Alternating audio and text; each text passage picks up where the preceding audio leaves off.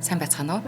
Шинжлэх ухааны таны мэдхүйн одомдөр суваг үзэг сонсогчдоо сайн сайхныг хүсэн мэдчилж байна. Та бүхэн минь сайхан битүүлж байна уу?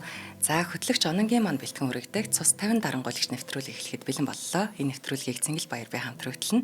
За нэвтрүүлэг та бүхэнд YouTube-ийн одомдөр суваг, NTV телевиз, одомдөр радио 83.3 107-оос дэлгэнээр хүрч байна. Нэвтрүүлгийн хамтран ажиллагчаар Ханиад Томооны үед илрэх шинж тэмдгийг богино хугацаанд намдаах Travelio, за мөн чанарыг танд авчирна хүүхэд бидний ирээдүй Bikotan Kids, Linus Med дэмжиж ажиллаж байна. За өдрийн мэнд. За өдрийн мэнд. За өнөөдрийн дугаараар бол маш сонирхолтой Монголтой ойрхон улсын талаар ярих гэж байгаа. Бүгд найрамдах арчилсан Солонгос улс, Солонгос ард улсын талаар ярих гэж байна. За энэ бүр ингээд нэрнээсээ эхлээд бүр жоохон инээдтэй гэж хэлэх юм одоо тий. Одоо хойд Солонгос гэж бидний мэддэгэр дарангуул баг үүсэн байгууллагаас хойш л явж байгаа. Тэгсэн мөртлөө улсынх нь аль биесны нэр нь арчилсан Солонгос улс гэдэг нэртэй. Яг нэг батах дээр ярьжсэн. Тэгэхээр одоо ямар ч сонгуул байдаг арчил байхгүй мөртлөө нэрэндээ арчил гэдэг гэхээр бас инээдтэй байгаа. За энэ улсын талаар нэг жоохон мэдээлэл өгөхийн тулд улс нь бол 26 сая хүн амтай, өмнөд Солонгосоос 2 дахин бага хүн амтай. За сонирхолтой хэлэхэд Солонгос улс 2 хуваагдахад өмнөдийн хүн ам нь 16 сая байсан бол хойдын хүн ам нь 9 сая байсан. За тэгээд сүүлийн хэдэн жилүүдэд 26 сая хүн амтай болсон байна. За хойд Солонгосын газар нутаг нь бол 120 мянган хавтгай дөрвөлжин километр, Монголоос 10 гаруй дахин бага гэж хэлж болно. За хөлийн зурвасын ихэнх нь далайн эрэг байдаг. Тэгэд мөн Хятад улстай хилэлддэг. Хятад улстай ялуу голоор хилэлдэг юм байлээ. За газрын зураг дээр яг ингээ хараа үзэхэд бол ихэнхдээ Хятадтай хилэлдэг юм шиг харагддаг мөртлөө нэг жижигхэн зурвас хэсэг дээрээ бол Оростой хилэлдэг юм байлээ. Энэ нэг 17 км хавцаа байдаг. За эднээс гадна хойд Солонгос улс бол одоо ертөнцөөс тусгаарлагдсан улс гэж хэлж болно. Ямар ч хүн ордгоо, гардгоо одоо суртлах хулагт живж байгаа улс байгаамаа. За одоо ард иргэд нь бол асар ядуу хүнд бэрх зовлонтой амьдардаг улс байгаад байдаг. Тэгээд өмнө Солонгостой бол харьцуулах юм бол газар тэнгис шиг ялгаатай улс байгаад байдаг тийм. За тэгээд энэ улсыг үндэслэн байгуулсан тэгээд анхны дарангуулагч бол Ким Ил Сун байгаа. За манай үзэгч сонсогчид Ким Ир Сен гэж нэрийг нь анх сонсч ирсэн байж магадгүй. Ягаад Ким Ил Сун, Ким Ир Сен гэдэг хоёр өөр ялгаатай нэр байдаг вэ гэх юм бол Ким Ир Сен гэдэг нь одоо Оросын орнууд тэгж ярьд юм байлээ. Орос хэлтэй орнууд Ким Ир Сен гэдэг. Тийм. Гэхдээ бол яг зөв Солонгос дуудлагаар бол Ким Ил Сун байгаа шүү. За яг Ким Ир Сен гэж бодчихлаа бүр. Тийм. За Ким Ил Сун бол 1912 онд төрсөн богд ханд Монгол улс яг байгуулагдж байх үед юм байлээ. Тэгээд одоогийн нийслэл Пёнгян хотын ойролцоох нэгэн тосгон төрсэн байдаг. За тэгээд нэг сонирхуулж хэлэх юм бол 1912 оны 4 сарын 15-нд төрсөн. Энэ өдөр бас юу тохиолдсон бэ гэвэл Титаник онгоц сүрс өдөр юм байлээ. Тэгэхээр манай үзэгч сонсогчд тэр киног үзчихсэн бол яг тэр цаг хугацаад энэ Ким Ил Сун гэдэг дарангуйлагч төрж ирсэн шүү. За тэрнийг төрөхөд бол Солонгос улс яг милитарист Япон улсын эзэмшилд болоод 2 жил болж исэн. Одоо нэг янзын баг колонитай төстөө маш дарангуй засагтай байжсан байгаа. Японы милитарист улстай. Тэгээд Кими аав нь Ким Хёнжиг гэдэг одоо христийн номлогч тэгээд тусгаар технологиг дэмждэг хүн байсан. Ээж нь бас ялгаагүй Японы тусгаар технологийн Японы эсрэг тусгаар технологийн төлөө ажилладаг мундаг эцэг эхтэй байсан. За тэгээд баг байхад нь тэд гэр бүлээрээ Японы төрөмгийллээс цутаж манжурт очиж оргонож толгой хорогдсон байдаг. Тэгээд энэчнээс яг хамгийн анх Ким Ил Сунийн Японы засгийн эсрэг тий хувьсгал үзэл санаа нь сүр болсон гэж үздэг юм байлээ. За тэгээд өсвөр наснаас эхлээд Японы эсрэг коммунист үйл ажиллагаанд Хятад байхдаа орж исэн. Тэгэхдээ манжуурчууд яг энэ үедээ Хятадын мэдэлд байгаа гэсэн байгаа байхгүй юу. Гэхдээ Хятадын төр өөрөө нэг янзын ороо бусга янз бүрийн бүлэг орон нутагт байгаад идэг байсан. Тэгээд манжуурт чинь тэр үед Финтян гэдэг бүлэг байгаад байсан. Тэгээд Финтяныг өдөртдөг Жан Шуйлийн гэдэг одоо нэг янзын аймгийн засаг дарга барьж исэн хүн байгаад идэм билээ. За Хятад бол өөрөө Гоминданы Чан Кайшигийн мэдэлд ор байдаг байсан. Гэхдээ Чан Кайши ч өөрөө яг илүү коммунисттай үзэжсэн хятад тусгаар технологийн төлөө үзэжсэн болохоор энэ манжуур руу нэг анхаарч чадаагүй байдаг. Манжуур одоо нэг анхааралд нь ороогүй байсан учраас маш олон Солонгосоос оргонож дөрвсөн хүмүүс манжуурт очиж амьдардаг байсан цаг үе байгаад байгаа. Хяналтцалтай байсан болохоор. Тий. За тэгээд Чанг Кайши бол нэгдүгürt коммунизмын эсрэг үйл ажиллагаа явуулж байсан. Хоёрт энэ манжуурт одоо цэцгэлсэн солонгосчуудын эсрэг бас үйл ажиллагаа явуулж ирсэн байлээ. Энэний хүрээндээ Ким Ил Сун шоронд хэдэн жил орж байж гисэн. Тий. Тэгээд Ким Ил Сун шоронд сууж явахдаа шоронгоос гараад нэрээ өөрчилсөн байдаг. Нэг төрөх нэр нь бол уулын Ким Сонжу гэдэг нэртэй төрж исэн байлээ. Гэхдээ одоо маш олон хувьсгалч хүмүүс чинь яг төрсөн нэрээ солиод одоо хувьсгалч нэртэй болдог. Тэгээд тэр нь Ким Сонжугаас Ким Ил Сун болж хувирсан. За Ким Ил Сун гэдэг нь ямар утгатай вэ гэвэл нар болсон Ким гэдэг нэр байгаа юм. Тийм учраас өнөөдрийн нэвтрүүлгийн нэр нь бол нар болсон их удирдагч Ким Ил Сун гэдэг нэр байгаа. За яг шоронгоос гараад Японы эсрэг үйл ажиллагаанд маш их оролцож исэн. Тэгээд энэ үйл ажиллагаанд оролцож байхдаа одоо солонгосчуудаа бол маш их нэр хүндтэй болж исэн. Хятадтай маш их нэр хүндтэй болж исэн байдаг. За тэгээд яг энэ солонгосын тусгаар технологийн талаар ярихын тулд одоо Хятад Японы хооронд бас юу болж ирсэн гэдэг жоохон ярих хэрэгтэй байгаа шүү. За 1931 онд Япончууд манжуурт орж ирээд Манжгаа гэдэг тоглоомын улсыг байгуулсан байдаг. За тэгээд Жан Шүли чинь бол одоо нөгөө аймгийн толгойлагч байгаа тийм. Бүлгийн толгойлагч чинь манжуурыг алдчихж байгаа байхгүй юу? Тэгээ алдангуудаа шууд одоо нөгөө Хятадын ерөнхийлөгчөөс гоож байгаа. Яагаад энэ манжуурыг анхаарахгүй байгаа юм бэ? Тэ энэ манжуур ч одоо Японы мэдлэлтэй байгаа шүү дээ. Бид нар улсаа буцааж авах хэрэгтэй шүү дээ гэд. Маш их Чанкайшигаас гойж ин гэсэн үг. Тий, Чанкайшигаас тий. Маш их олон шаардлага тавьж байгаа. Гэтэл Чанкайши бол ердөөсөө энийг тоохгүй байгаа. Илүү Мао Цзэдунтэй одоо үзэжсэн цаг үеийн байгаа. Коммунист капиталист хоёр үзэл сурталаараа л үзэлцээдсэн шүү дээ. Харин тий. Тэгтэл нэг өдөр Чанг Кайши манжуурт ирж байгаа. Одоо цэргийн бэлтгэл нь хэрэг байна тий. Шалгалт хийх гээд эрэнгүүт энэ Жан Шүйлийг шууд Чанг Кайшиг барьжлаавцсан. Барьчилж авангууд за одоо наад Мао Цзэдунтэй байгаа байлдаа зогсоо гэж байгаа. Оронд нь энэ манжуурын эсрэг анхаарч гэж байгаа байхгүй. Тэнгүүд одоо нөгөө Гоминдан нам коммунист нам хоёр чинь төр зүр байлдаанаа зогсоож жагаад энэ Японы эсрэг байлдаж эхэлсэн. За энэ Японы эсрэг байлдаанд бол Ким Ил Сун оролцож одоо нэр гавьяа эдэр авсан байдаг. Хятадын талд. Тий. Японы эсрэг маш их үйл ажиллагаанд дэмжлэг Хятадаас авч байгаа. За тэгээд 1937 онд Бээжингийн нэг ойролцоох байдаг Марко Поло гүүрэн дээр Япон Хятадын цэрэг харилцан гал нээж яг албан ёсоор бол Хятад Японы дайн эхэлсэн байдаг. Энэ үед Ким нөхдийн хамт Солонгос хилийн ойролцоо байдаг нэг Пожомба гэдэг цэргийн баазыг эзлээд дотор нь байсан хүмүүсийг нь одоо хядж алсан байт юм бэлээ. Энэ бол одоо нэг янзын стратегийн хувьд бол нэг онцгийн ач холбогдолтой бааз бол биш байдаг. Бараг 5-6 хан л Япон хүн тэнцэн байдаг байсан бэлээ. Гэхдээ суртал ухуулгын хувьд одоо маш их нөлөөлсөн байдаг. Одоо Солонгосын эсэргүүцэн хүчийн хувьд бол маш өндөр гавьяа болсон байгаа байхгүй.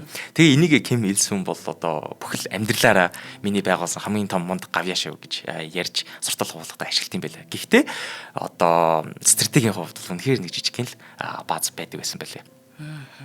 За тэгээд Японы колоничд нь одоо энэ Ким Ил Сунд нэг хож өгсөн байдаг. Тэр нь бар гэдэг нэртэй. За одоо ингээд өөдөөс нь эсрэг ингээд солонгосчуудаа байлтаж авах байдаг. За энэ Ким Ил Сун бол бар юм байна. Бид нар Ким Ил Суныг яаж хийж байгаа л заавал алах хэрэгтэй. Амьд байна уу? Өгсөн байна уу? Зогсоох хэрэгтэй байна гэд маш их идэвхтэй солонгосчуудаа байлтаж эхэлж байгаа. Инээс болоод одоо Кими хань найз нөхөд бүгдээрээ нэг жоохон нэг нэгээрээ алгадж эхэлжсэн учраас 1940 онд зөвлөлт холбоот улс руу цуцсан байдیں۔ Хятадаас.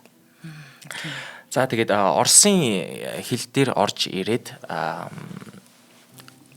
одоо зөвлөдийн холбоо маш нааштай хүлээж авч ирсэн. Тэгээд улаан айрамд ажилласан байдаг. Улаан айрамд бол цэргийн хааж исэн байлээ. Тэгээд энэ хугацаанд Ахмад цол авсан байдаг. Тийм. Тэгэхээр одоо Ким Ил Суны ч одоо нөгөө Ахмад цолтой мундаг солонгосын удирдагч гэж ярьдаг нь нэг янзын солонгосын цэргээс энэ цолыг аваагүй байгаа. Оросоос авсан юм байна. Оросоос авсан цолон дээр ингэж өөрийнхөө нэрийг маш их дээвэр ярьдсан байлээ. За тэгээд зөвлөлтийн удирдлагын доор байхдаа Японы эсрэг бол яг ямар үйл ажиллагаа явуулсан талаар бол нэг их мэдээлэл байдгүй. Ягаад гэвэл одоо нэг харь газар очичоод зэрэгт ажиллаж ийн гэхээр ч одоо нэг гоё ажил хийгээгүй шүү дээ. Тэгээ одоо нэг хувьсгалын төлөө яваагүй. Оронд нь нэг ойр зуурын хар бор ажил хийж л байсан байх бах. Гэхдээ энэнийхээ талаар ердөөс одоо нэг өөрийнхөө түүхийг ярьж байхдаа бол хилдэгэн байлээ. Ягаад гэвэл нэг сонирхолтой биш учраас суртал байгууллагын хувьдаа за хүний гартаа ингээ ажиллаж исэн гэдэг чинь бол одоо суртал эсрэг явж байгаа учраас нэг их ярьдаг юм билээ. За тэгээд зөвлөдийн доо маш их удаан харилцаатай ойр дотн байгаад байдаг байсан. Тэгээд 1945 оны 8 дугаар сард Хирошима Нагасакид цөмийн бөмбөг унаад Япончууд бол одоо өгд дуугүй бууж өгсөн байдаг те дэлхийн 2 дугаар танд. Энэ үед бол 33 настай Ким цэргийн маш ариун туршлагатай зөвлөлтийн бүрэн дэмжлэгтэй офицер болсон байгаа. За нэг хамтран ажиллагч ярьж байгаа. За тийм. За анх удаа цус дарангуулагч нэвтрүүлэг дээр хамтран сууж ийн сайн сонирхолтой. За нэвтрүүлгийн хамтран ажиллагчаар чанарыг танд авчирна. Хүүхэд бидний ирээдүй Bikutan Kids витамин дэмжиж ажиллаж байна. Lenus Med дэмжиж ажиллаж байна. Тэгэхээр за одоо ингээд улирал солигдох чинь би ер нь улирал солигдох заагуудаас их хайдаг байхгүй хаврын цаг намрын цаг яг ингээд хүүтэн болох гэж байгаа дулаан болох гэж байгаа заагууд дээр дархлаа их ундаг эсвэл хүмүүс анхаарлаа жоохон сулруулдаггүй сайхан дулаарч ин да гэдээ жоохон нэмгэлдэг ч юм уу те энэ байдлаараа айгүй өртөмтгий юм шиг надад санагдтыг. За энэ үед бол бид нэр хүүхдүүдэд витаминаар дархлаагийн сайн дэмжих энэ тал руугаа ажиллах юм бол ер нь бол өвдөж зовоод юм тангууснаас арай илүү өртөмтэй байхаа гэж бодож байна. Тэгэхээр амин дэмээр баялаг ийм өвөл урандор хүүхэд багчуудын дархлааг дэмжих олон төрлийн амин дэмүүд ашигтай бактери эрдэс бодисыг нэг дор агуулсан нийлмэл найрлагатай 4 төрлийн Bikutan хүүхдийн витаминыг одоо Lenus Med маань бидэнд санал болгоод байгаа. Гэхдээ мэдээж бид ямар ч эмийг эмчийн завраар хэрэглэх нь зүйтэй. За Health Point болон бүх эмийн сангуудаар худалдаалагдж байгаа. Та нар маань лавлахыг хүсэх юм бол 80 351 91 99 34 97 17 утасны дугаараар эсвэл одоо Alkaloid Mongolia Facebook пэйж хуудасаар нь ороод илүү дэлгэрэнгүй мэдээлэл авч болно. За тэгэхээр дархлаагийн сайн дэмжээд амин дэмийн нөгөө шимт хичээлтэй хоолыг нэвтүүлсэн багт хүүхд ер нь бол бас өвөл бүр ханаа төрөх албатай биш юм бэлээ. Энийг одоо бас биеэрээ би бас нотлсон гэдэг. Тийм болохоор манайхаа амин дэмээ хэрэглээрээ витамин А хэрэглээрээ. За баярлалаа. За одоо ингээд Япон бол Солонгосоос баг явах цаг нь болчихж байгаа. Тэгээд одоо Солонгосын хойг, Солонгосын ард түмэн 2 хуваагдсны талаар манай цаг хугацааны аялал нэвтрүүлэг дээр Солонгос 2 хуваагдсан гэдэг нэвтрүүлэг байгаа. Тэрийг манай үзэг сонсогчд маань илүү дэлгэрэнгүй мэдмээр байвал сонсоод үзээрэй. Гэхдээ товчхондоо ярих юм бол одоо Японы ялагдсны дараа 38 дугаар өргөргөөс одоо урагшаа Японы цэргүүдийг Америкчууд цэвэрлэх болж байгаа. Тэрнээс хойшоог нь зөвлөлтүүд цэвэрлэх болж байгаа байхгүй Япон цэргүүдийг нь. За тэгэнгүүт одоо энэ хоёр ч одоо урд хойдгээ хуваагдчихж штэ. Нэг нь Америк, нөгөөх нь зөвлөлт. Тэгээд Америк зөвлөлт хоёр ч юм бол хоёулаа тис ондоо хоёр өөр улс байсан. Одоо ч хүртэл байгаа. Энэ үед ч бас яг хүйтэнтэй эхлэх цаг үед нь байсан байгаа байхгүй. Тэгтэл Америкчууд одоо илүү капиталист те зөвлөлт арай илүү коммунист байсан учраас одоо хоёр шал өөр эдийн засаг үзэл бодлын нөлөөнөөс болоод энэ хоёр улс нь шууд хоёр хуваагдчихж байгаа. Энэ 38 дугаар өргөг дээрээ. Тэгээд энэчнээс нь одоо яг аль биесны хойд Солонгос, өмнөд Солонгос гэж хуваагдчихж байгаа байхгүй юу. За тэгээд Сталин бол энэ үед Ким Ил Сүүнийг за энэ хойг Солонгосыг удирдах чадах тий Солонгосын хойгийг удирдах чадах нэг уцан хүүхэлдэйн удирдагч болох боломж байна гэж харж байгаа. Тэнгүүд шууд одоо энэ Япончууд дайнаас гарсны дайнд ялагдсны бараг 1 сарын дараа шууд завин дээр суулгаад хойд Солонгос руу авчихсан байдیں۔ Тэгтэл Ким Ил Сун ч өөрөө маш олон жил хойд Солонгостой өөрөө амьдраагүй Хятадд амьдарч илаа, Оросд амьдарч илаа. Тийм учраас хүмүүс эрэхт нь одоо нэх сайн хүлээж аваагүй юм билээ. Ягаад гэвэл эн чи одоо хий юм бэ те. Өөрийгөө мундаг Солонгосын баатар гэж яриад байдаг. Бид нар энэ хүний чинь ерөөсөө танихгүй юм байна штэ гэж байгаа байхгүй юу. Тэгтэл энэ зөвлөлтийн ямар шийдвэр гаргасан бэ гэвэл за энэ хүнийг удирдагчаар тавихын тулд суртал ухуулах маш хийх ёстой юм байна. Тэгээд тэнцэнэ маш их мөнгө зарцуулсан байдаг. Одоо баяр тэмдэглэл хийлээ, үйл ажиллагаанууд хийлээ. Тэгээд энэ үйл ажиллагаан дээр дандаа ингээд Ким Ил Сүнийг магтдаг, баатар болгож ярьдаг байгаад байгаа. Маш зөөлөн бодлогоор явсан ба шүү дээ, тий. Одоо Японы эсрэг гавья байгуулсан баатар гэдэг нэг Бочомбо үйл ажиллагааг дандаа яриадаг байгаа байхгүй юу? За тэгээд 1946 оны ихэр Кимиг бол Хойд Солонгосын ардын төр хорооны даргаар томилж байгаа. За энэ нь одоо ямар албан тушаал вэ гэх юм бол нэг янзын улсын тэргүүн одоо ерөнхийлөгч гэж хэлж болно. Тэгэхээр энэ чинь одоо яг албан ёсны тушаал нь гарч ирж байгаа. За тэгээд улсынхаа удирдагч болонгуудаа юу гэж хэлсэн бэ гэх юм бол энэ үед Япончууд Хойд Солонгост маш их олон үйлдвэрүүд байгуулсан байгаадсан байхгүй юу.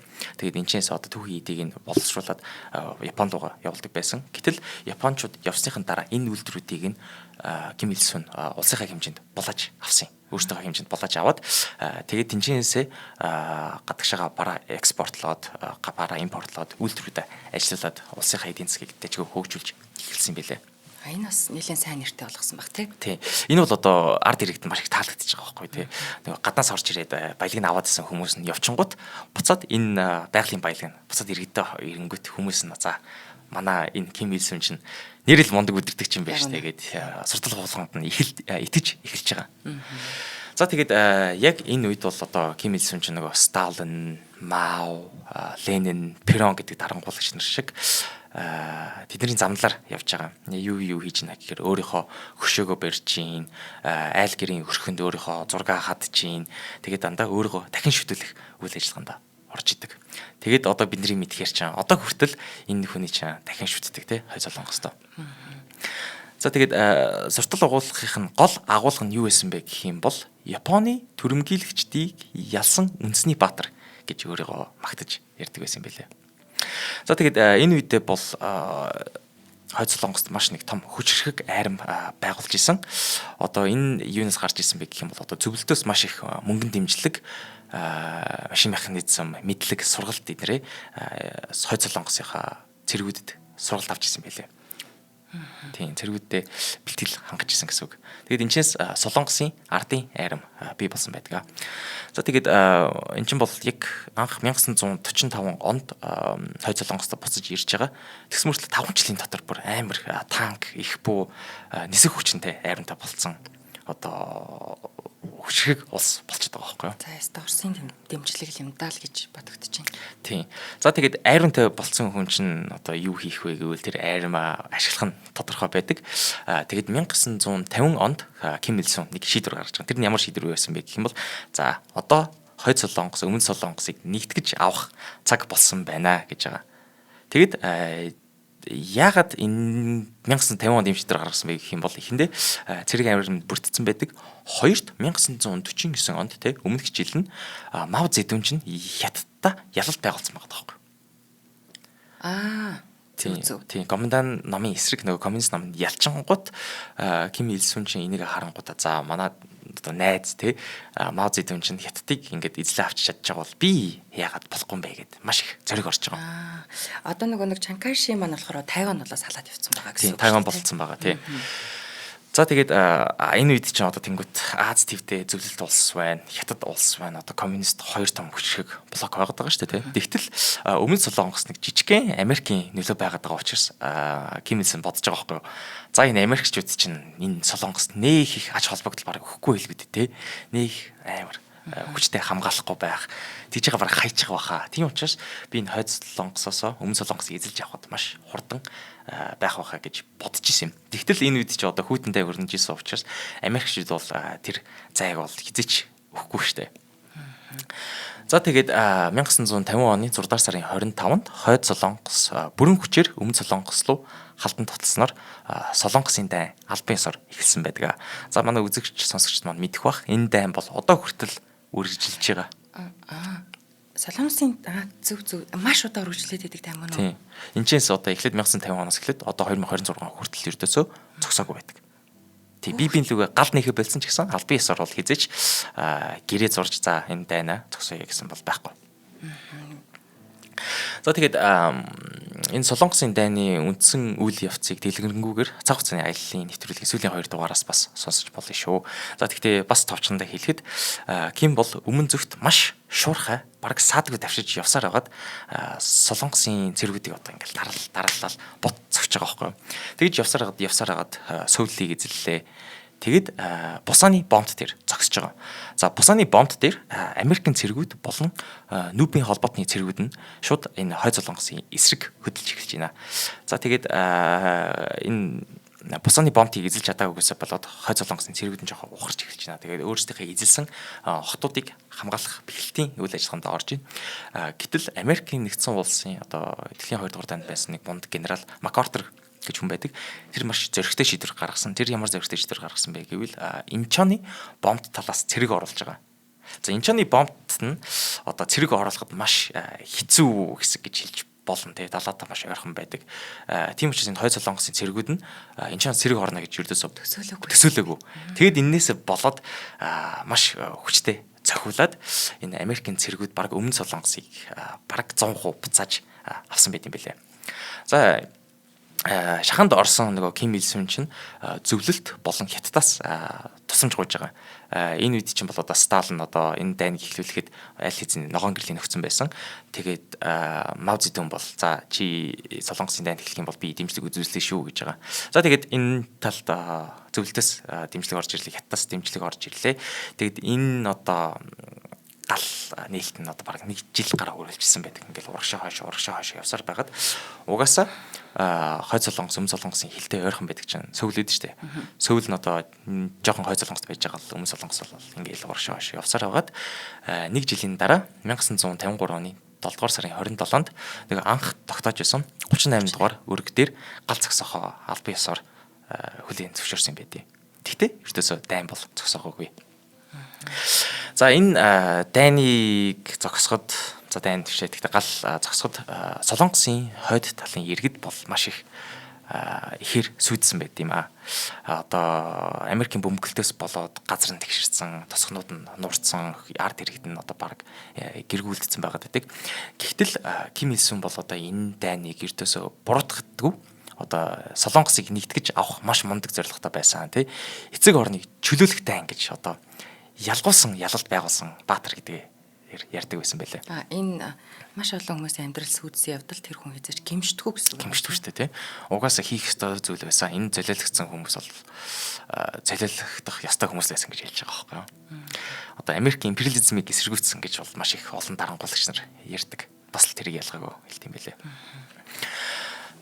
За энэ үед тэгээд одоо нөгөө Хойд Солонгос дотор байгаа ард иргэд нь одоо сөрөг дуу хоолой гарч эхэлж байгаа тий.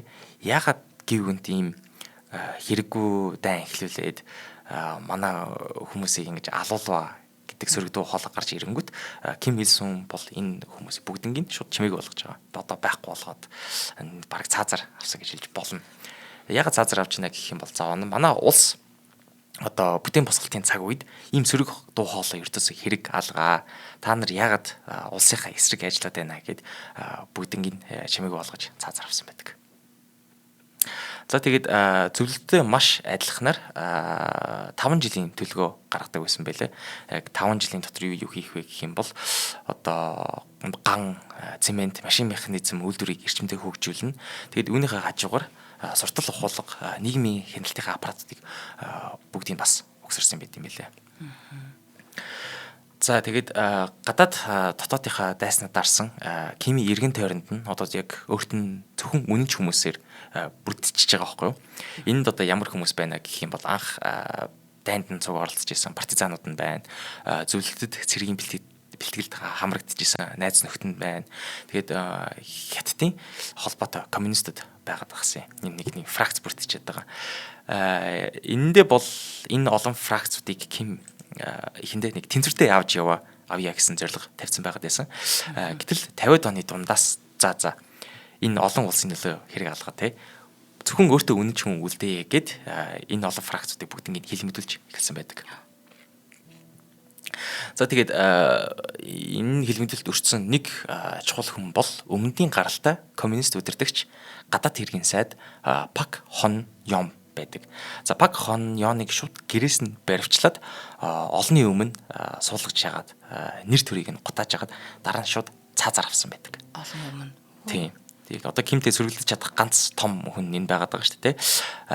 Бас ялгаагүй бас чухал одоо өөрийнх нь сөрөг ярьж байгаа хүмүүсээ бас л ялгаагүй цаазаар авсан байдаг. Тэгээд цаазаар ахуулаагүй бол хятад Орос руу зугтаж гарсан байдیں۔ За тэгээд зөвлөлт чинь одоо энэ үед нэг Сталин нас барсан байдаг. Сталиныг нас барсны дараа Хрушев гарч ирээд одоо Сталины маш олон хийжсэн юмнуудыг шүмжилсэн. Тэгээд энийг одоо Хрушевийн дулаарл гэж ярьдаг. За энэ зөвлөлтөд ингээд нэг янзын либерализм эхэлж яхад Хойд Солонгост байгаа маш олон улс төрийн этгээдүүд. За зөвлөлтөд ийм дулаарл болоод штэ. Манай Хойд Солонгос улс чинь бас нэг жоохон либерал эрхчлөлтөй улс болох цаг нь болоогүй мó гэж Ким Ил Сунг жоохон шахаж эхэлсэн байдаг. Яг энэ үеэр бас нэг хятад Орос хоёрын харилцаа жоохон модж исэн юм биш үү тэгвэл тий. Тийм. Тэгтэл одоо Ким бол одоо энэ дуурж байгаа хүмүүсийг бас л ялгаагүй шууд нуучин дарсан байдаг. За тэгээд энэ олон хүмүүсийг ингээд цаазаар аваад эхлэнгүүт хятад зөвлөлт хоёулаа Ким Ил Сунгийн одоо дэглэмийг шүүмжилж эхэлж байгаа байхгүй юу. Тэгтэл энэ Ким Ил Сун чинь энэ хоёроос одоо мөнгөнд тусламж авдаг тий одоо санхүүжилт хийж байгаа улсуудаа бас ялгаагүй шүүмжилж эхэлсэн байдаг. Хойд Солонгосын удирдагч хүн бол хизээч гадаадаас ийм шахалтанд орохгүй гэсэн үгд хэлт юм байлаа. За тэгээд 1958 онд Хойд Солонгост байрлаж байсан хятадын цэрэг гарснаар Хойд Солонгост одоо ганцхан нам үлдчихэж байгаа. Тэр нь одоо Кимийн Солонгосын ажилчдын нам үлдлээ. За энэ бол одоо улсаа ганцаархнаа дангаараа засаглах болж байгаа. За тэгээ яг энэ үед одоо сом бүн гэдэг англи гарч эхэлж байгаамаа. За сом бүн гэдэг нь одоо юу гэсэн үг вэ гэх юм бол одоо бүрдэл бүрэлдэхүүнээр хүмүүсийг ялгах англиг хэлж байгаа шүү. За тэгээд энэ яадаг вэ гэхээр хүмүүсийн гарал үүсэл болон гэмт хэрэг үнэнч гэдгээр нь ангилж эхэлж байгаа. За энэ гурван ангилалтаа ордог. Цөм анги. За энэ нь одоо хөвсөлт гаралтай, угсаатай, үнэнч ядуу тариачин, хөдөлмөрчд одоо партизаны дайчид байгаа. Эдгээр нь бол одоо хамгийн найдвартай хүмүүс гэж Ким бол үзэжсэн. Хоёрдугаарт гэх юм бол одоо найдваргүй анги гэж байгаа. Тэр нь одоо гарал угсаа тодорхойгүй худалдаачид энд багтдаг. Тэгээд тэдэнд одоо ирэх ямба баг олддیں۔ Тэгээд одоо маш ойрхон тагнадаг юм билээ. Тэгээд 3 дахьт одоо хамгийн доотлын анги нь дайсагнагч анги. Эд нь одоо хуучны газар эзэмшигчид Япон, Америктай харилцаатай холбоотой байсан хүмүүс. Одоо эднэрийг бол шууд төрийн дайсан гэж үзэж байгаа. Одоо ингээ хүмүүсийг гарал өгсөн удам судраар нь ингээд ялгачиж штэ тий. Энэ бол одоо шууд ингээ нэг янзын хуучны кастинг систем лөө шилжиж байгаа. Тий. Тэгээд одоо нөгөө цөм ангид байгаа хүмүүс нь л одоо нэг янзын гайгүй боловсрал эзэмшин, сайн ажил хийж чадна. Тэгээд одоо хотод амьдардаг хүнсний хэмжээ сайн одоо хүлцэт их хүнсээ авч чаддаг хүмүүс нь болчихж байгаа байхгүй юу? Маш даваа боломжтой хүмүүс. Тийм даваа боломжтой болчихж байгаа. Харин дайсагнагч анги нь одоо улсын дайсан болж байгаа болохоор нэг бол цаазаар ахуулна. Эсвэл одоо шууд Конлисод цөлөгдөн. Конлисо гэдэг нь одоо Оросын гулаг гэдэг чинь тий. Тэрнтэй яг адилхан хөдөлмөрийн лагеруудыг ярьж байгаа. Тэнцэнэ очиж одоо хүн хөтлөө ажиллана гэсэн үг. Шууд төрхтөл төрийн дайсан болоод төрчих юм байна тий. Тий. Яа. За дараагийн хамтран ажиллагч хэлэх үү? За тэгээ. За нэвтрүүлгийн хамтран ажиллагчаар Ханиа томооны үед илрэх шинж тэмдгийг богино хугацаанд намдаах Трефлио дэмжиж ажиллаж байгаа. Тэгэхээр танд хэрвээ Ханиа томооны анхан шатны шинж тэмдэг илрээд байгаа бол та одоо нэг цагаан сараар залгууд хийн те янз бүрийн одоо ханиадтай хүмүүс явж байгаа, янз бүрийн хүмүүс явж байгаа. Та нэг юм хамар сэрвгнэх, толгой өвдөх, хоолой өвдөх, за ингээ шингэн нуус гоожих, за магадгүй бүр халуурах, найтах шинж тэмдгүүд ингээ танд илрээд эхлэх юм бол та ерөөсө гэж дээрэл эсвэл бүр Трефлио цөнхөлж явж байгаад л маш хурдан уучих юм бол энэ дөнгөж одоо их үедээ илэрж байгаа шинж тэмдэг дээр нь дарж авах нь хамгийн зөв арга юм шүү. Хэрвээ та одоо очиж авах боломжгүй байгаад ах юм бол одоо захиалаад үнгүй хөргүүлээд авах бүрэн боломжтойгаа мөн бүх юмын сангуудаар худалдалж байгаа. Энэ Edge Point юм уу? Edge Point гэж ийм захиалгын газар байт юм бах та. Edge Point. Edge Point бас захиалж болдгийн биш юм манайхаа. Тэг хөргүүлээд авч болно. Одоо ер нь юм болгон хөргөлттэй сайхан болсон.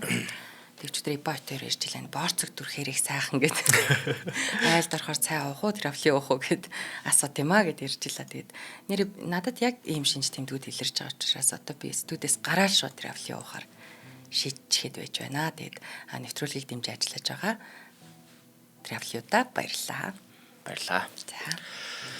За энэ үед одоо 1955 онд Ким Ил Сун одоо хойд Солонгосыг бусад социалист улсаас ялгах төрийн шинэ үзэл суртал боловсруулж эхэлж байгаа. Тэгээд одоо 1955 оны 12 сард хуучин засаг үзэл албархлыг халж үзэл сурталын ажил жүүчээг төлөвшүүлэх гэдэг нэг алдартай илтгэл тавьсан байдаг.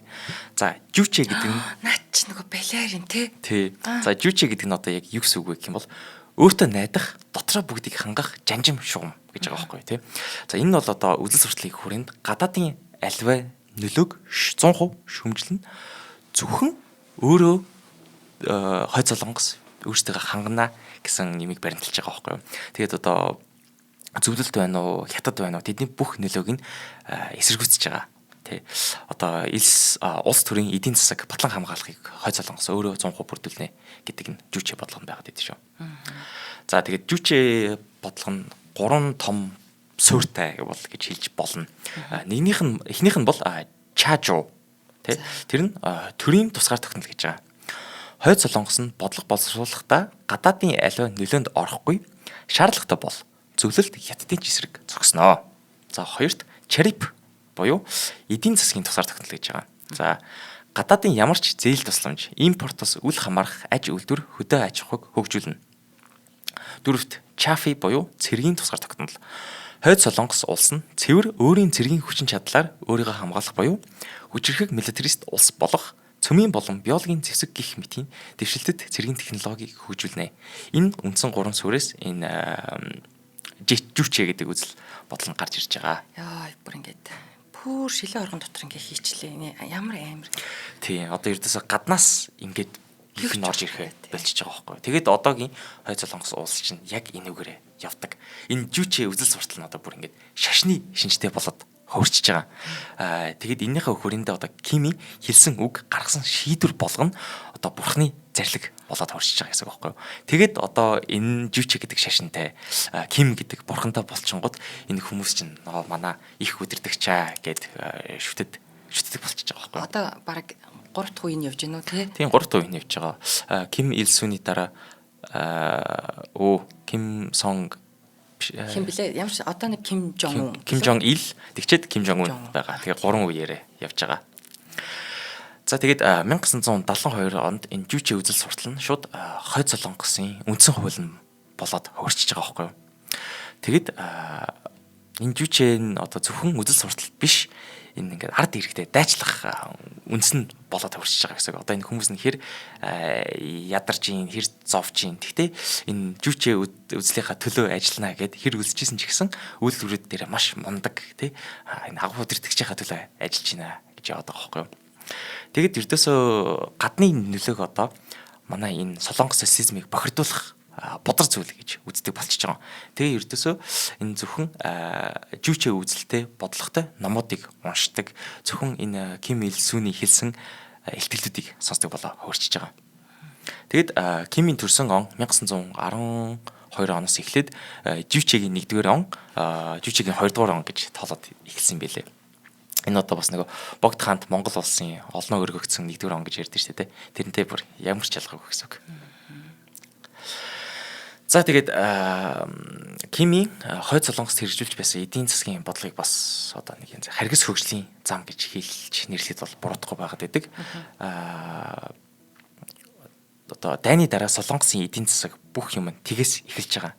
Салбар худалдаа, арилжаа, төрийн мэдэлд бүгдээр шилжлээ. Тэгээд төлөвлөсөн төлөвлөгөөний дагав бүх үйл ажиллагаагаа явуулаад эхэлчихэж байгаа. За тэгээд хамгийн эдийн засагта чухал салбарууд нь юу байсан бэ гэх юм бол хүнд үйлдвэрлэл, тэгээд батлан хамгаалах гэд хоёр хуурчиж байгаа. За үйлдвэрүүдийн хүрээнд юу байсан бэ гэх юм бол ган, машин механизм, химийн үйлдвэр, уул уурхай үндсэн сургууль болчихж байгаа Солонгосынхоо. Тэгэд эдийн засгийн өсөлтийн ихэнх нь цэргийн айранд чиглэдэг. Одоо цэргүүдээ хангадаг хүнсээр, хувцсаар, одоо танк, зэвсэг гэдэг бүгднийг цэргүүлөө чиглүүлж байгаа. Тэгээ энийгээ бас ялгаагүй Хятад, Орос руу экспортлт юм байлээ. Уул нь бол жүчэ бодлогоор энэ гадагшаага ердөөс ямар ч юм экспортлгүй гэж байгаа шүү дээ. Гэхдээ энэ зэвсгээ бол гадагшаага гаргаж зарж хийж нэг гаднаас валют олох заавал шаардлаганд хүрчихэж байгаа юм байлээ л дээ. За тэгээд энэ 1950-ад оны сүүлээр Чолима хөтгөн гэдэг нэг хөлгөн гаргаж исэн. За Чолима гэдэг нь одоо юу гэсэн үг гэх юм бол хойд солонгост байдаг домогт нисдэг морин байлээ. Тэгээ одоо Монголд ч бас тийм домогтой нисдэг морин байгаа гэдэг шүү дээ. Гэл одоо боролтой үгний моринууд байна. Тий, яг тэрнтэй төстэй байлээ. Нэг хөхөө намжлын өглөг байдаг шүү дээ. Тэр нь нисгчдэг шүү морийг. Тий. Одоо бас грек мэрэгт ч бас нисдэг морин байгаа гэдэг. Unicorn-ыг бас одоо ер нь нисдэг гэж үздэг шүү дээ. Тий. Unicorn ч нөгөө нэг ивэртэй нь шүү дээ. Pegasus нь нисдэг. Тийм яг үнэ. Тэгээд ягаад энэ дэлхийд даяар ингээ сонирхлоо нисдэг морид байдаг юм бас жоон сонирхолтой тий. За тэгээд энэ Чолима хөдөлгөөн нь одоо бол одоо ард иргэдэд дайчилж байгаа юм тий. За манай улс одоо ингээд бүх юм одоо өөртөө үйлдвэрлэн бүгдийг өөртөө хангахын тулд манай ард иргэд энэ дээр заавал ажиллах ёстой шүү гэж байгаа. Тэгэд энэ нь бол маш нэг янзын тодорхой хэмжээний өсөлт гаргаж чадж байгаа. Яг тэгвэл хүмүүс нь өөртөө энэндээ итгэж байгаа учраас маш сайнаар ажилдаг. Гэтэл энэ өсөлтийг одоо ард иргэдэд хэлэхдээ одоо нэг янзын 5% өсөлт байсныг нь бараг 100 гаруй 200 гаруй хувь өсөлт гаргасан шүү гэж худал мэдээлэлт юм байлээ. Тэгэд энэнийхээ одоо төлөөсөнд нь ард иргэд нь зовж ийн, ядарч ийн өсөж байгаа байхгүй. Тэгэд энэ одоо Чолима хөдөлгөөнүүд бол ажил хөдөлмөрийн соёлд маш гүн одоо хүртэл шингэсэн байдаг. За тэгэд энээс болоод 60-ад онд Өмнөд Солонгосоос бараг илүү эдийн засагтай байсан юм билээ. Ягаад гэвэл нөгөө Японы үйлдвэрүүд нь түүх хийдэн байсан учраас тэрүүгээрээ маш их борлуулалт хийжсэн болохоор Өмнөд Солонгосоос дээгүүр явдаг байсан эдийн засаг нь. Гэтэл одоо 1970-ад он гэж яхад эдгээр чинь бараагаа гадагшаага экспортлж чадхаа болчлоо. Гэтэл Өмнөд Солонгос чинь одоо олон улсуудтай харилцаа холбоо тогтоож байна. Олон өөр улсууд руу бараагаа гаргаж байна. Тэрнээсээ болоод одоо баг ингээд хойд Солонгосыг эдийн засгийн хавар хаяад хэд дахин нэмэгдсэн байдаг. Тэгээ энэ үед бас одоо улсын төсөв бол хэтэрхий нөсөр болцсон байгаад байсан. Тэгээ цэргийн зардлууд нь хэтэрхий өндөр болцсон байсан учраас одоо маш их олон улсын төсвүүд одоо төслүүд зогссон байт юм билээ. Энэний нэг миний хамгийн дуртай нь гэх юм бол одоо Рюгён гэдэг нэг зочил буудал байдаг. Яг хойд Солонгосын Пхёньянд одоо яг энийхэн зургийг харах юм бол маш ингэ пирамидчиг хэлбэртэй амар сонирхолтой хэлбэртэй архитектурын байшин байдیں۔ Энэ бол одоо 105 давхар байх ёстой байсан. Одоо тэгээ тухайн үедээ 1987 онд 330 м өндөртэй гэхээр дэлхийн хамгийн өндөр зочид буудал байх ёстой байсан байгаа байхгүй. Гэтэл одоо нөгөө санхүүжилтэн зогсноосоо болоод дотор хов хоосон байдаг. Гадна талаас бол маш сүртэй гоё харагддаг. Гэхдээ ямар ч хүн орох боломжгүй хов хоосон барилга байт юм билээ. Тийм байна. Маш гоё хэлбэртэй юм байна. Тийм.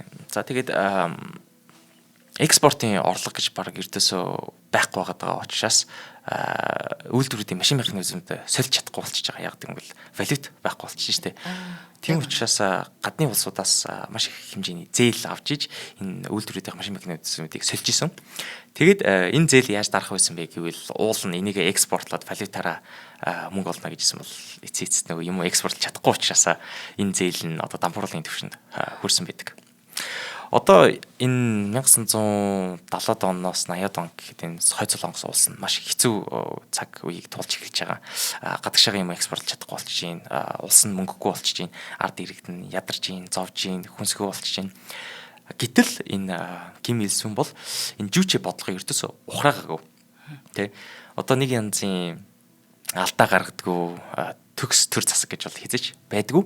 Гэхдээ арчилсан нийгэмд чинь одоо нэг янзын үдирдэгч нь алдаа гаргах юм бол ард иргэд нь дараач хаан сонгуулаараа тэр муу үдирдэгчээ бол зайлуулад шинэ үдирдэгч тавьдаг. Эсвэл сонгуулийн дараа ялагдсныхаа дараа тэр нам бол алдаагаа хүлээн зөвшөөрөд за энэ алдаанаас суралцъя, сайжиръя гэдэг бол одоо нэг янзын авторитар, тоталитар дэглэмтэй улсад тийм байхгүй болчихж байгаа байхгүй тий. Энэ удирдагч нь хизэж алдаагаа хүлээн зөвшөөрдөг. Алдаа гаргасан бол тэрийг баг нуучдаг. Одоо тэгээд тэрнийг нуусандаа болоод ард иргэд нь хизэж муу юм болж байна гэдгийг мэдхий болчихж байгаа. Хоёрт алдаа гаргасан бол алдаагаа хүлээн зөвшөөрөхгүйгээр энэ зөв өө гэд улам илүү шахаж ордог байгаад байгаа байхгүй. Энэ одоо Мао Цзэдун дээр тохиолдсон зүйл одоо энэ цус 50 дарангуулагч дээр ярьж байгаа олон дарангуулагч дээр тохиолдсон их өсрэлтийн бодлого гэж нэг юм шиг юм хийгээд 3 жилийн дотор тий 40 сая хүн үлдүүлж алсан шүү дээ. Тий. Тэгэд одоо энэ бол одоо дарангуулагч арчлал хоёрын нэг том ялгаа байгаад байгаа байхгүй. Буруугаа хүлээн зөвшөөрч чадах уу гэдэг нь шүү дээ. За тэгээд Хойд Солонгосын иргэн бүр одоо намын хяналтын бүлэнд хамрагддаг байгаа байхгүй юу. Одоо энэс жишээ гэх юм бол үйлдвэрчдийн эвлэлийн ерөнхий холбоо гэж байна. Эмэгтэйчүүдийн холбоо гэж байна. Залуучдын холбоо гэж байна. За тэгээд энэ бүлгүүдээрээ дамжуулан ард иргэдийнхаа тархийг угаах нэг янзын бодлого байгаад байгаа. Энэ холбоонд оронгуудаа дандаа их удирдахчаа магтан улсынхаа тусгаар тогтнолын талаар ярина. Одоо тэгээ баг Ким Ил Сунийхаа зургийг харж байгаад үлдэг нөхцөл бүрдсэн байгаа байхгүй юу? Тэ манай агуу их удирдагч манай бурхан байж таа гэл бүр үүлээд би танд хайртай шүү гэж хэлдэг байгаад тий. Тэгээд энд нэг Хойд Солонгосын дуу байт юм бэлээ. Атаархах зүйл үгүй гэдэг нэг алдартай дуу байт юм байлаа. Хамгийн алдартай Хойд Солонгосын дуу. За энэс жоохон хэлий. Гэтэ би ч бас өөрөө нэг жоохон төс тас гэж ярьдаг учраас манай үзэг сонсогчд маань гоё дуулж ийн гэд сонсоод үзээрэй. Дооных нь үгийг гэсэн үг тий. За. Цэнхэр тэнгэрийн доор зүрх сэтгэл аз жаргалаар дүүрэн баян хуурын татлаганд чимээнд манай ард түмэн ингэчин жаргана. Миний их орон айда мөнч гайхамшигтай. Бидний эцэг бол Маршал Ким Ил Сун. Нутаг минь намын нөмөрт аюулгүй. Бид бүгд ахан дүүс. Бидэнд атаархах зүйл энэ хорвоод үгүй. Бидний хүчийг эвдэх зүйл нэгэхэн ч үгүй. Бид шуургат тавлаханд үл ажирна. Пэгдүү уулын гэрэл цүнс бидний хөтлөн эцэг оронд минь айдас гэж үгүй гэж хэлээл үйлэл тэгсэн мөртлөө одоо үлгэрч өгөх гэж байгаа зовж байгаа хүмүүс байгаад байгаа шүү дээ. Тэгэхээр энэ хүмүүс ч бас ингээл гаднаас ямар ч нөлөө байхгүй болохоор амьдрал ийм байдаг юм байна гэж бодоод яваад байгаа байхгүй. Мэдээж яа. Одоо энэ ингээл бүр үхэн хатай болж байгаа хүмүүсийг харах үнэхээр амар байна. Ямар хэцүү юм бэ? Нэг өөрийнх нь бодлогыг дэмжихгүй гэсэн хүнийг ингээ цаазаар аваад те эсэргүүцсэн ч юм уу тэр дундаас ч босогч янз бүр хүмүүс гарч ирж штэ те. Бид нар ингэж амьдрмааргүй байна гэл ийм үгийг гарч ирэхэд зөвхөн тэр хүнийг алаа зогсохгүй 3 үеэр нь ингэж хороодог байсан. Тэрнээс болоод хүмүүс ер нь үг хэлээс айгүй хайдаг байсан гэж би бас сонсч байсан. Одоо тэгээд хамгийн аимшигт байсан гэж хэлэх нь буруу болчихж байгаа байхгүй. Ягаад гэвэл одоо ч тэгдэж штэ те. Одоо Хойд Солонгосоос нэг хүн орноод одоо хятад юм уу одоо Монголд гарч ирэнгүүт шууд гэр бүлээр нь 3 үеэр нь цаазаар авдаг байгаа. Тэр хүн явж болно тэгэл бүгдийн төвлөдсөн ярьсан одоо яа мэдээгүй амар юм байна. Харин тий. За тэгээд Кимийн дахин шүтэлэх ажлын нэг онцлог нь юу байсан бэ гэх юм бол энэ дахин шүтэлтэндээ гэр бүлээ хамруулсан байдаг. За эхнэр нь Ким Жон Суг нас барсныхны хойно хувьсгалын эмэгтэй баатар ариун дээд их болгож өргөмжилсөн. Тэгэд Ким Ил Сунийн ээж Кан Пансог Солонгосын улсын их гэж цолдог байгаад байгаа байхгүй юу. Тэгэд энэ ямар үн цэнтэй байна вэ гэх юм бол Ким Ил Сунийн гэр бүл бүхлээрээ ингээд нэг янзын бурхдууд байна. Тийм учраас Ким Ил Сун байхгүй боллоо ч гэсэн Ким Ил Сунийн хүүхэд дараагийн удирдагч болно гэдэг суурийг нь тавьчихж байгаа байхгүй юу. Тэ. Одоо энэ янзаараа Сталин, Ленин, Маогийн хийж чадаагүй аимшиг дарангууллыг хийсэн байна. Дахин шүтэлэх үзлийг хийж байгаа байхгүй юу.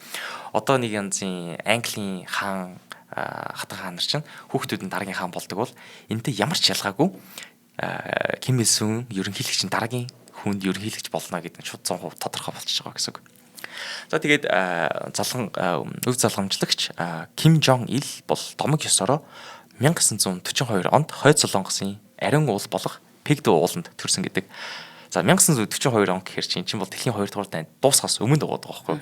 Тэгтэл Ким Ил Сун ч өөрөө 1942 онд хаана явж исэн бэ гэхээр зөвлөд улсад нөгөө цэрэг байгаад явж исэн. Гэтэл өөрөө улстай хурж ирээд ярихдаа энэ манай хүч энэ манай нутагта энэ манай сайхан уулын Домог момог зохиоцсон. тий уулан төрсөн шүү гэд домог зохиочж байгаа байхгүй юу.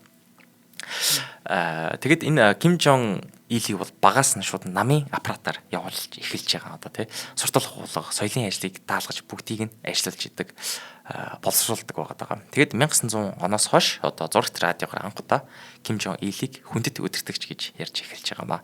Тэгэхээр бас ард иргэдэн за дараагийн удирдагч нь энэ байна гэдгийг хөлийн зөвшөөрч байгаа. Тэгэл хараал уйлал эхэлсэн багт тий. За тэгээд 1991 онд зөвлөлт холбоот улс бол задарсан. Тэгээ хүйтэндээ албан ёсоор дууссан байдаг. Энэ бол одоо Хойд Солонгост маш хүнд цохилт болж байгаа. Яагаад гэвэл зэвсэг нь хилүүлээд байснаас болоод зэвсэг нийлүүлээд байдаг байсанасаа болоод санхүүжилт нь байхгүй болчихж байгаа. Тэгээд Хойд Солонгосоос маш их хэмжээний одоо төлш бас зээл авдаг байсан байгаа. За тэгээд зөвлөлт холбоот улс санхүүжлахаа болчингууд эдгээр нэгт одоо эдийн засгийн маш хэцүү хүнд байдалд хүрч байна. Хоёрт төлш нь байхгүй болоод эхлэнгүүт нэг сайхан тогтоо тосгонууд нь бүгдээрээ тоггүй болоод үйлдвэрүүд нь ажиллаж чадгаа болчихж байгаа. За тэгээд энэ үед нөгөө Борис Ельцины гээд Оросын ерөнхийлөгч байсан 1991 оноос 1999 оны хооронд байсан юм билээ. Энэ хүн бол одоо Хойд Солонгосын харилцаа хүдэрч эхэлж байсан энэ хүнээс болоод яг гэвэл энэ хүн бол одоо өмнөдийн харилцааг илүү дулаатгаж илүү их дэмжижсэн байгаад байдаг. Энэ үед бас одоо зөвлөлт холбоот улс задарсны дараа хятад бас маш их олон өөр янзын эдийн засгийн реформ хийж эхэлж байгаа. Тэгэд бас одоо хятад улс чинь Америктай холбоогоо сайжруулад дулаараад эхлэнгүүт Хойд Солонгосын энд нь бас хаягдаад эхэлчихэж байгаа байхгүй юу. Тэгэхээр нөгөө зөвлөлтөөс авч ирсэн дэмжлэг байхгүй болчихно. Хятадаас авч ирсэн дэмжлэг байхгүй болчихно. Тэгэд одоо Ким Ил Сүүний хувьд ингээд сүүлийн хэдэн жилүүддээ жоохон таарав цаг үе байсан болоод эхэлчихэж байгаа. Наашагийн хөнгүү болж их өрх яа яана. Тий. За тэгээд Хойд Солонгос анхандаа цөмийн зэвсэг үйл дэлгэрүүлэх гэрээний гишүүн байсан. Гэтэл олон улсын атомын энергийн агентлагаас Хойд Солонгосын цөмийн лабораториудыг шалгаж үзье гэхэд Хойд Солонгос шууд энэ гэрээнээс гарч байгаа нэрийг татсан байдаг. За тэгээд одоо яг ингээд судлаад үзэнгүүт Хойд Солонгост бол цөмийн зэвсэг байдаг нь баг 100% тодорхой болчиход байдаг.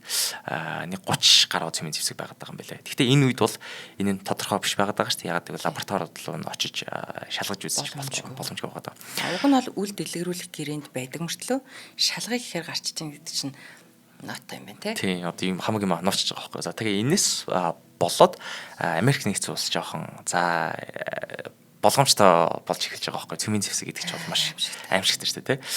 Тэгээд Америк нэгдсэн улсын ерөнхийлөгч Жимми Картер Хойд Солонгост очиж айлчилсан байдаг. Тэгээ за энэ асуудлыг одоо хэлцээний замаар шийдъя. Хэдүүлээ ямар аргаар энийг зохицуулж болох вэ гэж ярьсан байдаг. Тэнгүүт Хойд Солонгос бол Жимми Картерыг маш сайхнаар хүлээж авч ирсэн. За та нар манай улсад зээл тусламж үзүүлэх юм бол бид нар бүх цөмийн хөтөлбөрөөр зарцаана гэж хэлсэн байлээ. Тэгэд Америк нэгдсэн улсаас бараг 1 тэрбум гаруй долларын зээл тусламж авсан байдаг.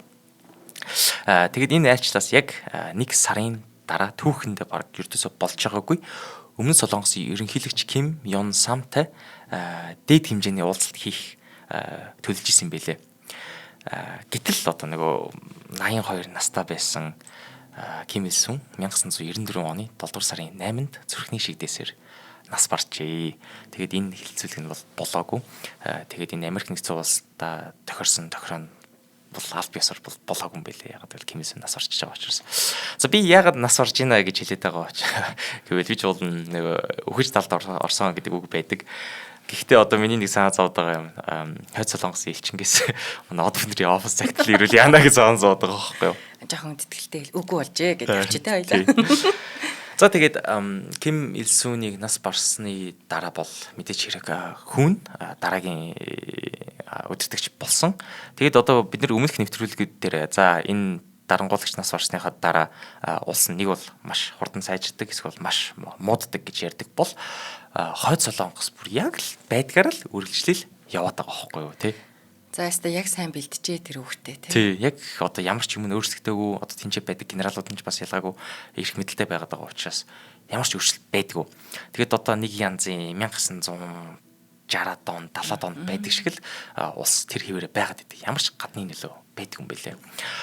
Тэгэд одоо би бас нөгөө Америк киноид нарыг үзээд байхаар хойд солонгосын чинь бас л нөгөө амар ядуу тосгонд амьдардаг хүмүүс одоо ямар ч сайхан зүйл байдгүй гэж кинон дээр гардаг. Тэрэн тэгээ миний хараад байхаар бас нэг янзын Америкийн өрний суртал ухаалаг юм шиг санагдаад байгаа байхгүй юу. Тэгээ нөгөө Crash Landing on You гэдэг Netflix-ийн нэг олон ангит кино байдаг шүү дээ. Тэр кинон дээр яг бодитоор хойд солонгосын амьдралыг үзүүлсэн юм шиг байлээ. Яг тэгж илжнэ гэх юм бол тэр киноныхын зохиолч нь өөрөө хойд солонгосоос дөрвөгж гарсан хүн байт юм байлээ. Тийм учраас одоо тэр хойд солонгост Пхеньянда маш гоё өндөр байшингууд байдаг, кофе шопууд байдаг, машинууд байдаг. Тэр нь бол бодит санагдаад байгаа. Тийм учраас одоо хойд солонгосын амьдрал ямар байна гэдгийг бид нөр өөрсдөө очиж үзэхгүй бол бас нэг янз мэдгүй юм шиг санагдаад байгаа учраас олон кинон дээр гардыг бити итгээрэл гэж хэлээ да үзэгчтэй.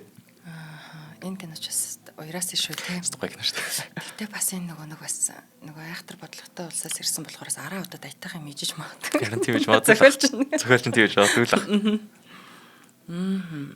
За ер нь одоо баахан айгүй мохот арангуул сонсноо өстой гоё байлаа гэхээр юу гэж хэлдэг вэ? Ер нь төгсгөлт нь гэж. Харамслал юм аа гэж. Дуусна шүү дээ. Янзын харамсалтай юм аа л. Дуусна тийм ээ нэвтрүүлэх маань. За ерөнхийдөө бол ингээд бас л өөр ертөнц юм аа. Тэгээд хороо дээр бид нэр амьдрах гадал хүндрэлтэй анхудаа амьдарч байгаа. Эсэн шийдвэрлэл үзэж тарж байгаа юм байна.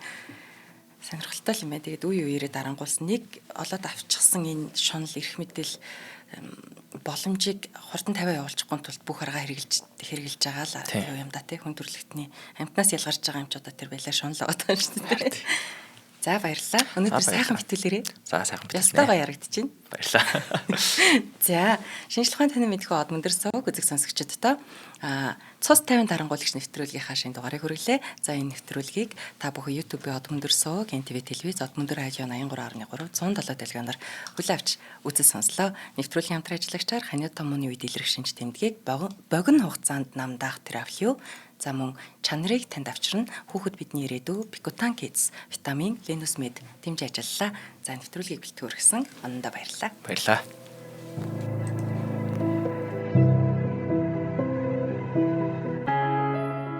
Нэвтрүүлгийг хүлээн авсан Нарны аймгийн монголчуудаа баярлалаа. Од мөндөр сувг нь энэ мэдчлэн таны мэдхүү мянган нэвтрүүлгийг 2026 оны 7 сарын 1 хүртэл та бүхэндээ хүргэх юм. Их хэлээрээ шинжлэх ухаан танин мэдхүүг түгээх нь үлсэд нэгтгэх хүсвэл та бидэнд хандив өгөх боломжтой. Жилдээ ганцхан удаа 100,000 төгрөгөөр биднийг дэмжснээр шинжлэх ухаан танин мэдхүйг түгээх энэ үйл хэрэг амжилттай үргэлжлэх юм. Од мөндөр нэр дээрх Удаагшлын банкны дансгаа 4191 Тэг 4518. Та 100,000 төгрөгөөр шилжүүлэхдээ гүйлгээний утга дээр нь өөрийн нэр болон утасны дугаараа заавал бичээрэй. 100,000 төгрөг хандалснаар Од мөндөр сувгийн алтан гишүүн болох юм а. Шинжлэх ухаан танин мэдхгүй Монголд ялах болтугай.